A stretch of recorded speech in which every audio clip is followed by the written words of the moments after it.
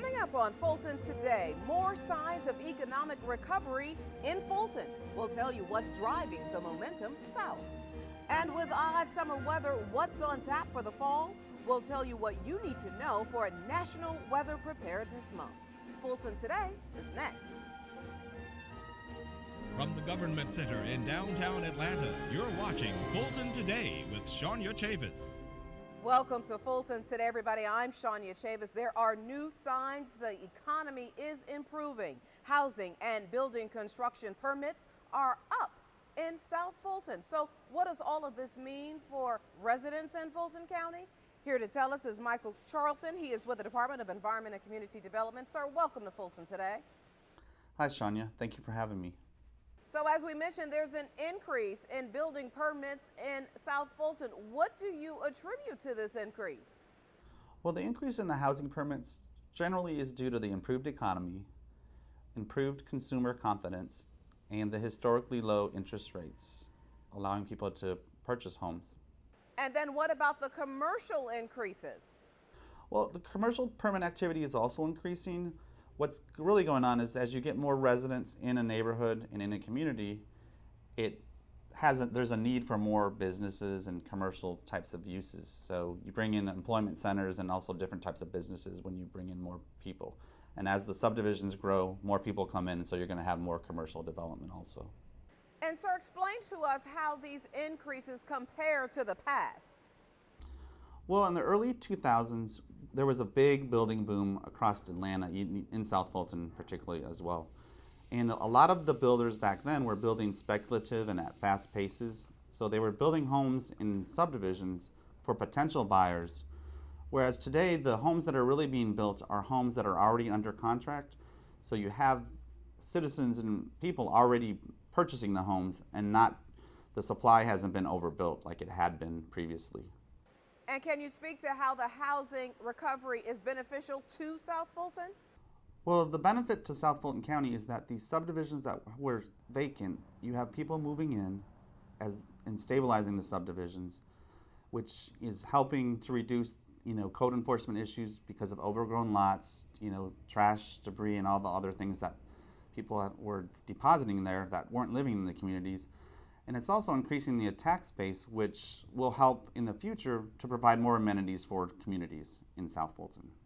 And let me get your final thoughts. Well, we're really happy with all the increased building permit activity in South Fulton County, both commercial and residential, because it's helping to stabilize the community. It really involves all of the stakeholders at every level to ensure that we have quality growth and quality development in South Fulton County. All right, Michael Charlson with the Department of Environment and Community Development. Great information. Thank you so much for your time. Thank you for having me. Now, if you have questions about South Fulton development, you can contact the Department of Environment and Community Development. The number 404-612-7800. The mass recruitment for jobs for the new Walmart on Cascade Road ends next week. For nearly 2 months now, the Office of Workforce Development conducted on-site recruitment at the Adamsville Health Center.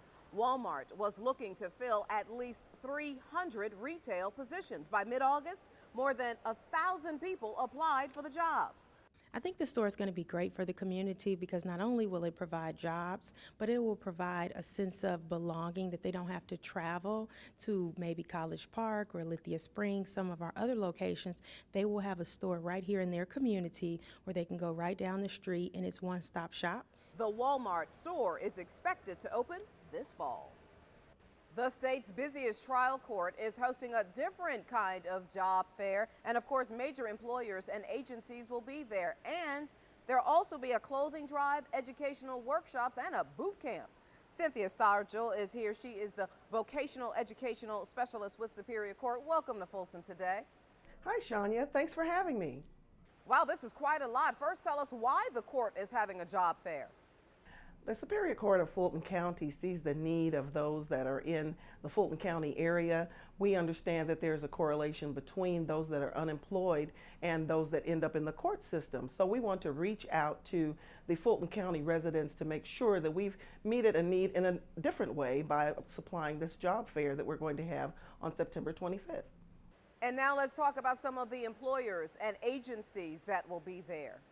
We've got some employers here from the Atlanta area and Fulton County and surrounding areas that are going to be a part of this. MARTA is one of those employers. There's a professional landscaping company that's going to be coming in.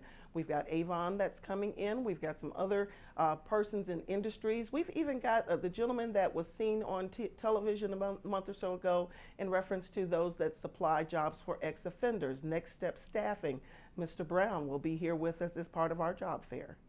And you're also adding a workshop and a donation drive. Speak to that. Yes, we're adding the workshops of an entrepreneurial boot camp for those persons that are interested in possibly starting their own business as opposed to working for someone else. And then we also have an accountability court graduate, Miss Marilyn Wynn, who's going to be sharing information with us in reference to the effort called Ban the Box, which is removing the felony question from job applications and home applications. In addition to those workshops that we have going, we're asking everyone that comes to please bring a donation of a slightly used or new clothing career item to share in our accountability closet. So many persons come into the accountability court and don't really have anything to wear for looking for a job. So we want to make sure that we have that available. And of course, we'll get your final thoughts as well. Well, I'd certainly like to thank all of the persons that have been involved in putting this effort together. Mainly, we want to thank Ms. Yolanda Lewis, who is the administrator for the Superior Court of Fulton County. And we certainly want to give thanks and recognition to our Superior Chief Judge, Cynthia Wright, and all of the Superior Court judges for supporting us in this effort. All right, Cynthia Stargell with Superior Court, great information. Thank you so much for your time. And thank you so much for having me here. Now, the event will be on September 25th from 10 a.m. to 1 p.m. at the Fulton County Government Center Atrium in downtown Atlanta. Fulton County Commissioners vote unanimously for equality when it comes to benefits for county workers. At a recent meeting, the board passed a resolution to amend its own policy concerning who's eligible for life insurance under the county's current code of laws. So the action that's before you today is to clarify that the intent of the board is for life insurance to be included for both active and retired employees. As a result of the vote, life insurance coverage is now provided for unmarried individuals in certified committed relationships. Well, how ready are you for a disaster? Well, the Emergency Management Agency wants you to resolve to be ready. September is National Preparedness Month, and emergency officials are encouraging families and businesses to include technology like smartphones in their preparedness plans. For instance, if your power goes out, you can text message. You can also store your important personal and financial information on a flash or jump drive in the cloud. You can also sign up for a county service called Code Red to be alerted to emergencies in your community by internet or cell phone. Best things for families to do to prepare for weather-related emergencies is to get a plan. Look at what type of emergencies would actually occur in your area and develop a plan of how your family would respond to that. Also think about an emergency kit, not only one for your home, but also one for your car, because you never know where you're going to be during the time of an emergency. Preparations include a household ready kit with food, water, and medical supplies, have an escape route, and a meeting location in case your family gets separated. You can contact the Atlanta Fulton County Emergency Management Agency or check out the FEMA website for more readiness information. And still to come, South Fulton residents speak and the county listens. It's all a part of our district-by-district coverage next.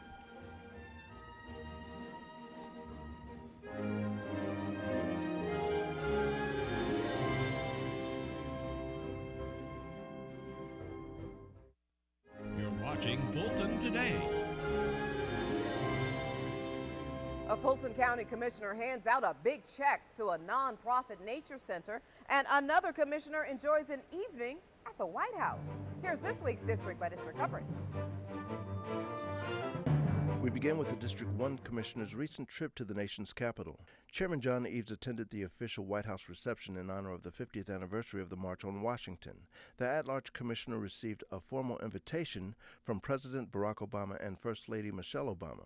The invitation came just hours after the Fulton County Board of Commissioners issued a proclamation at its August recess meeting recognizing the anniversary. The chairman expressed his thoughts about the March on Washington and the I Have a Dream speech for an FGTV anniversary special. Now, 50 years later, it certainly has provided an opportunity for people like myself as an African American growing up in the South to be able to ascend elected office and be elected countywide of a citizenry of 1 million residents, a very diverse county, and certainly that would not have been the case 50 years ago.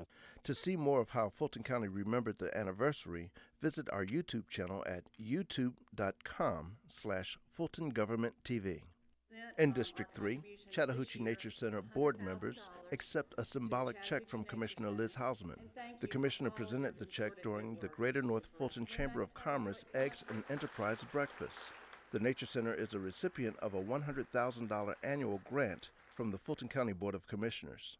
Well, the Chattahoochee River is our most precious natural resource in the metro Atlanta region, and I'm happy to say that since 1976, Fulton County has supported the Chattahoochee Nature Center with their environmental programs and stewardship efforts, and it's been a great partnership.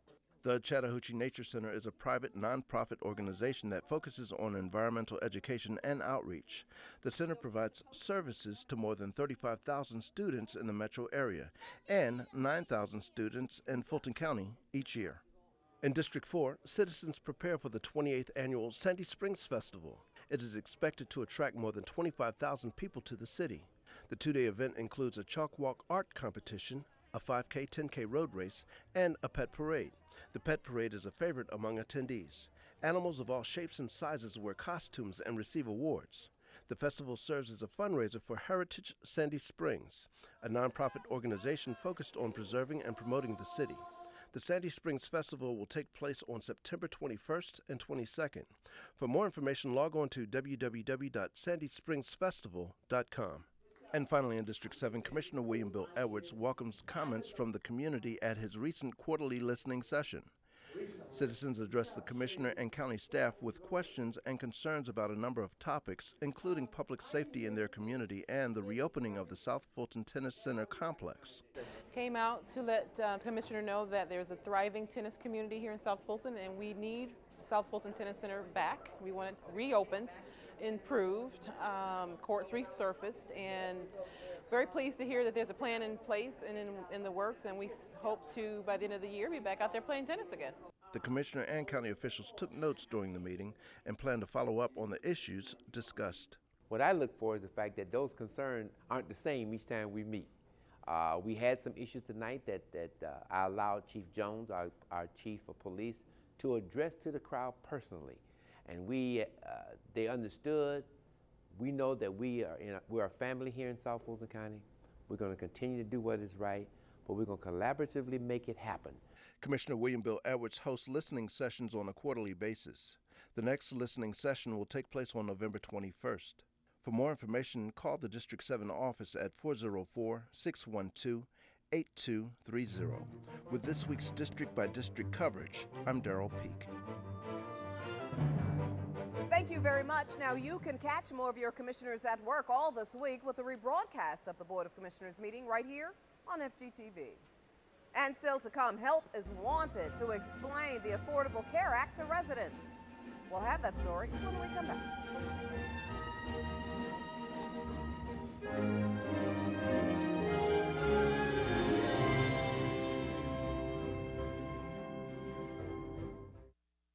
You're watching Fulton Today.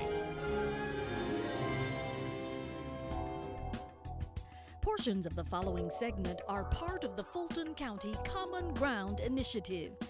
Common Ground, the county's comprehensive solution to the problem of health disparities in the community.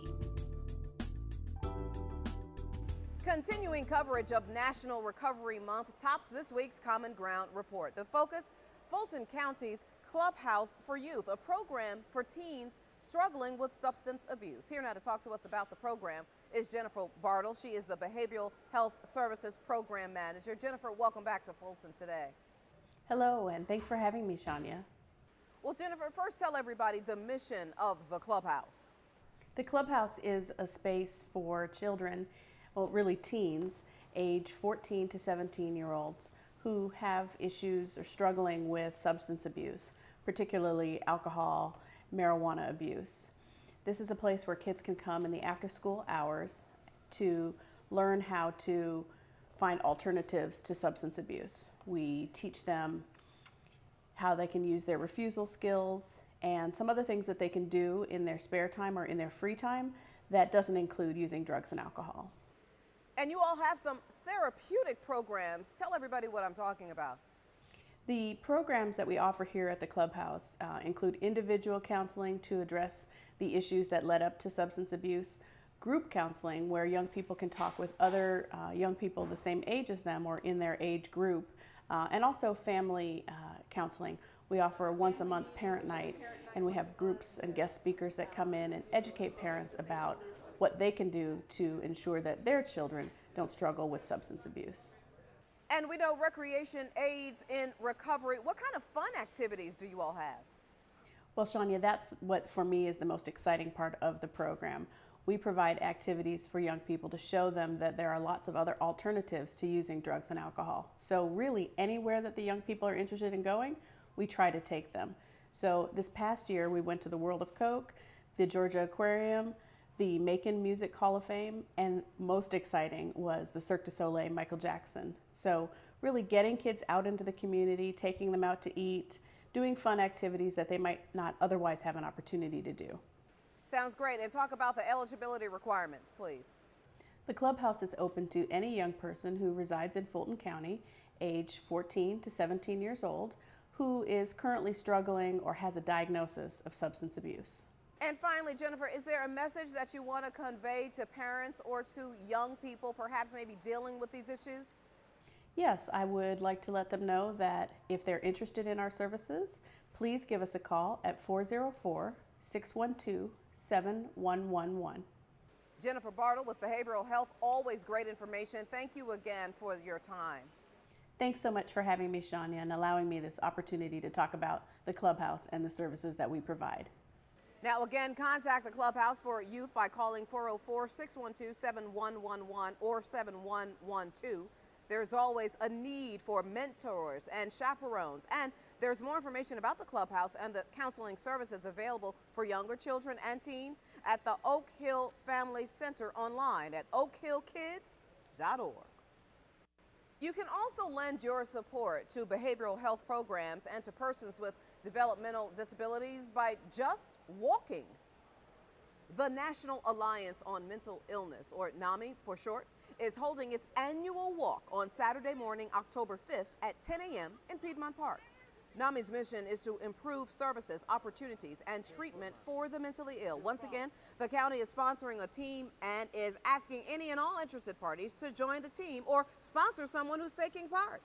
I would encourage as many employees of our team, members of our team, to participate. Not only is it an opportunity to be a voice for the people that we serve, but also to represent our department, and a fun time, you know, an opportunity to just spend some family time, some time with coworkers, while at the same time supporting a worthy cause.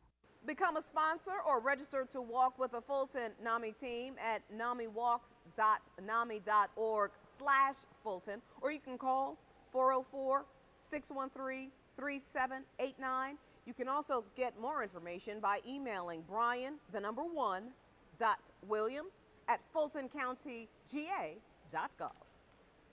And finally, in our Common Ground report, the search is on for outreach workers who can get the word out about the new health insurance coverage. The health insurance marketplace, made possible by the Affordable Care Act, opens on October 1st. And while many people will be able to enroll online, some may need what young people call FaceTime.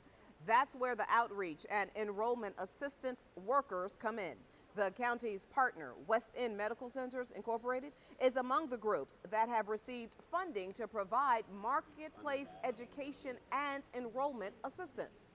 West End Medical Center, our primary care partner at Neighborhood Union and the Adamsville Regional Health Center, will have staff who will know how to sign up our citizens.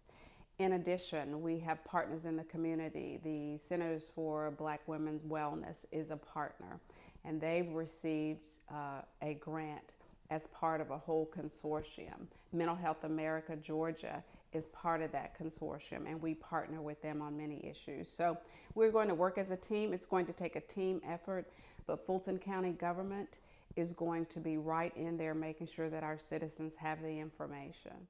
Dr. Harris says the outreach and enrollment assistance workers must undergo training on the rules, procedures, and plan options. Go to healthcare.gov or check with community partner West End Medical for details. And still to come, Parks and Recreation kick off a brand new soccer season with a new location. We'll have that story when we come back.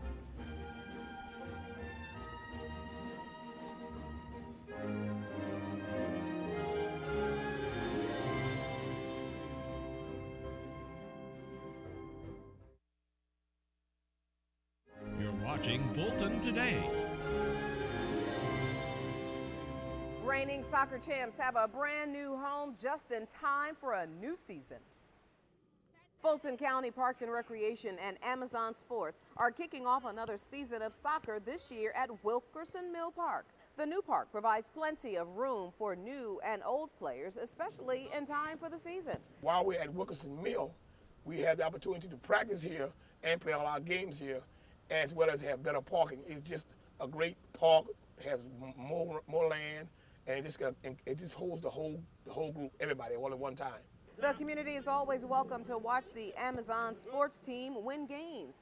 Just call or visit Wilkerson Mill Park or go online to get information about how to sign up for soccer. Parents can also register their children for soccer anytime. Fulton County Parks and Recreation partners with Amazon Sports to bring soccer to South Fulton County.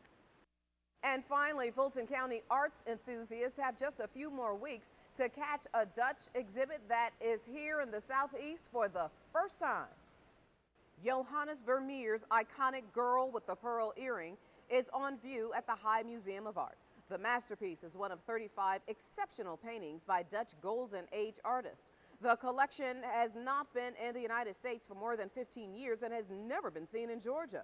The High Museum has found a unique way for its patrons to literally become a part of the exhibit. We got this really fun contest going on in association with the exhibition Girl with a Pearl Earring. We call it the Go Girl Contest. You can get to it from our website. You'll be able to upload a picture of you or your pet or a friend or a child, and you'll be able to add the famous turban and earring to whomever that is, the pet, the person, and sort of turn yourself or your pet into the Girl with a Pearl Earring. We pick a winner every so often, so you want to upload that great photo to our site so that everyone can see it and you'll have a chance to win. The renowned collection, including the Girl with the Pearl Earring, will be shown at the High Museum through September 29th, as will the fan photos online. For more information on the collection, visit high.org. Fulton County government provides funding to the Woodruff Art Center through its Arts and Culture Division. And before we go, our reminder that we'd like to hear from you about the programs and stories right here on FGTV. Go to our website to take a survey, or you can email or call us. The number 404-612-8317. The email address is fgtv.feedback@fultoncountyga.gov. You can also follow us on twitter.com/FGTV, friend us on Facebook, and watch us on YouTube. Well, that does it for this edition of Fulton Today. I'm Shania Chavis. Thank you for joining us. Join us each week for news around and about Fulton County.